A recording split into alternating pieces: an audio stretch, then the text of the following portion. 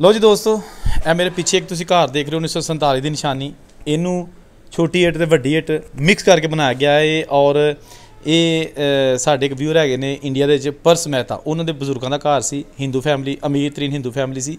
ये पिंड जट्टां वाली वजीराबाद का जिला वजीराबाद का हिस्सा है। और इत्थे बहुत सारे पुराने घर सन क्योंकि अमीर तरीन हिंदू और सिखां दा पिंड सी। इत्थे मंदिर भी है। तो यह घर जिहड़ा ने अपनी असली हालत मौजूद है। ये मोटी इट तो छोटी इट बड़ी खूबसूरत लगी। तो एक चीज़ इत्थे मैं तुहानूं घर विखालने, लेकिन यह चीज़ दिखा दें कि इत्थे दरवाज़ा बनया हुंदा सीमेंट का, यानी कि तुसीं ये कह लो कि जिस तरह नहीं होंदा मराब जिहा बनया सी, उहदे थल्ले दी तुसीं अंदर जा सकदे हो क्योंकि एक ही फैमिली के घर हुंदे सन।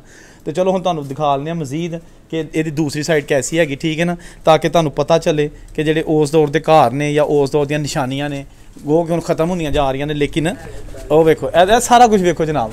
ओह अच्छा, यह जनाब देखो तुसीं उत्ते आलीशान किस्म के रोशनदान, सादे, बिल्कुल सादे। हुण इहदे विच रहिंदा कोई नहीं बैठक दे विच, अंदर मतलब स्टोरी एज अ स्टोरी है।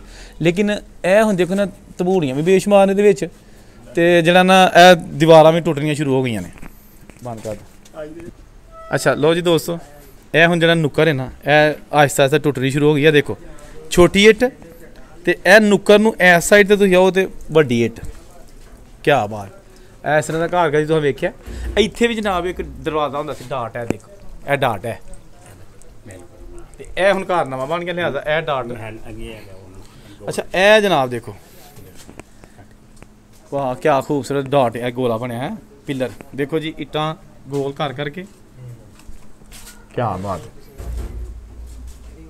हेलो जी, यह जी आलीशान अपने दौर का जिहड़ा घर सी, इहदा अद्धा हिस्सा ना जिहड़ा ना ये मेरा ख्याल इधर ढट गया, लेकिन जिहड़ा मौजूद है वो तुहानूं विखाया जा रहा है।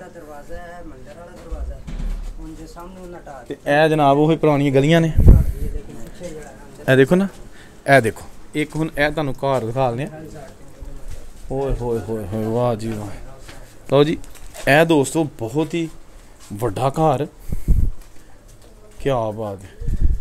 ए मंदिर का दरवाजा, लो जी ए मंदिर जी, वाह जी वाह। अच्छा मैं समझदा ना घर है, लेकिन पता चले कि नहीं यह मंदिर का दरवाज़ा है, ये मंदिर है। यह देखो तुसी, ओए होए होए, वाह जी वाह, क्या बात है। यह भी देखो जी, क्या बात है, आलीशान दरवाज़ा चुगाठ दी। तो ये बिल्कुल जरा ना ऐसे सामने तुम देखो, यह है मंदिर, मंदिर का दरवाज़ा, मंदिर का महला। तो यह भी जनाब पुरानी इमारत। एक चीज़ मैं तुहानूं होर दसना, इत्थे ए देखो उत्ते, क्या बात है। देखो बहुत ही वड्डा जरा ना वो है झरोका बनया, ठीक है ना। ए देखो ते ए जनाब गली 36 गली, ए जनाब 36 गली है। वीडियो में तुम जुड़िया ना, वीडियो छड़ना नहीं, क्योंकि बहुत ही आलीशान एक चीज़ सानूं नज़र आई है। पुरानियां देखो जिहड़ियां खिड़कियां ने, ये सरिये नहीं है, तो इन्हां च सादे सरिये। अच्छा बगैर वैल्डिंग तो, यह देखो ना वैल्ड नहीं कीते, विचों दी सिर्फ सरिया नगाया दा पट्टियां दे विचों दी। 36 गली। तो यह जनाब इधर तुसीं अगर आओ तो यह जनाब लगता कि जिस तरह दुकानां हैगियां ने, दुकानां ही सन ना जी। यह जनाब पुरानियां खत्तरियां दी दुकानां, 3 दरवाजे ने। हाँ जी, अच्छा अच्छा, आहो जी अभी वही पुरानी भी दुकान ही है, क्या बात है। ओरिजिनल हालत च देखो ये छत्तां ते ओरिजिनल दुकान, जिथे कभी खतरियां की दुकान होंदी सी, अजकल मुसलमानों की दुकान है उत्थे हालत च। अगे बरामदा, क्या बात है, वाह जी वाह। अच्छा यह देखो जी कोना, यह भी मकान पुराना।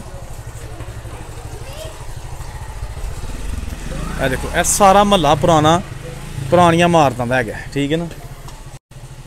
यह तुसीं देखो जरा मैं तुहानूं विखाना चाह रहा सा, आली किस्म का जरा बिल्डिंग हैगी है।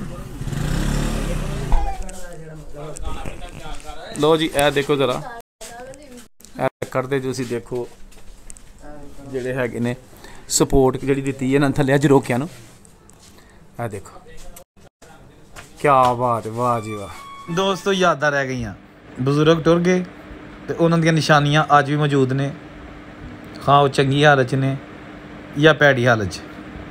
ਇਹ ਚੀਜ਼ਾਂ ਵੇਖ ਕੇ ਸਾਨੂੰ ਅਫਸੋਸ ਵੀ ਹੁੰਦਾ ਹੈ ਕਿ ਦੇਖੋ ਜੀ ਇਹ ਬਰਤਨ, ਇਹ ਚੀਜ਼ਾਂ, ਇਹ ਕਾਰ ਬਣਾਏ ਜਿਨ੍ਹਾਂ ਲੋਕਾਂ ਨੇ, ਉਹਨਾਂ ਨੂੰ ਹੰਡਾਣੇ ਨਸੀਬ ਨਾ ਹੋਏ।